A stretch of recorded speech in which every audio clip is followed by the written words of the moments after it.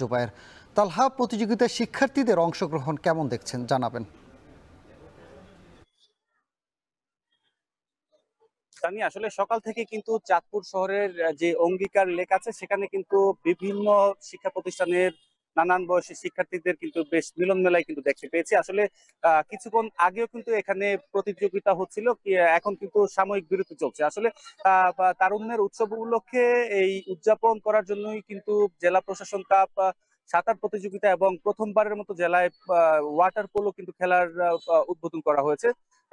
যেখানে কিন্তু জেলা প্রশাসক মহসিন উদ্দিন সহ পাশাপাশি বিভিন্ন আহ, রাজনৈতিক নেতৃবৃন্দ কিন্তু উপস্থিত ছিলেন। এই খেলায় কিন্তু আসলে জেলা প্রশাসকের এই খেলায় কিন্তু সহযোগিতা করছেন বাংলাদেশ সুইমিং ফেডারেশন। আসলে এখানে এসে যা দেখতে পেয়েছি, ছেলেদের 3টি গ্রুপে কিন্তু ভাগ করে তারা প্রতিযোগিতায় অংশগ্রহণ করছেন। পাশাপাশি মেয়েরা কিন্তু 8 থেকে 11 বছর বয়সী যে মেয়েরা রয়েছে সেখানে কিন্তু তারা অংশগ্রহণ করছেন।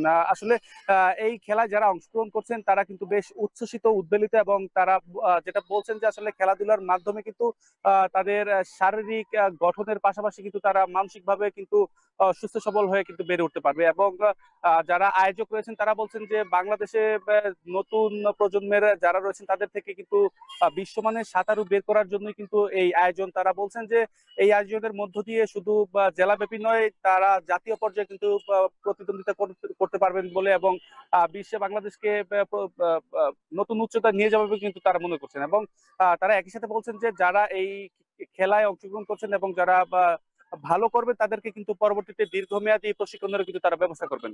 তো কিছুক্ষণের মধ্যেই কিন্তু আমরা খেলা আবার শুরু হবে বলে জানিয়েছেন আয়োজকরা। তো সবকিছু মিলিয়ে সানি, এই ছিল আমার চাঁদপুর থেকে সাঁতার প্রতিযোগিতার সবশেষ।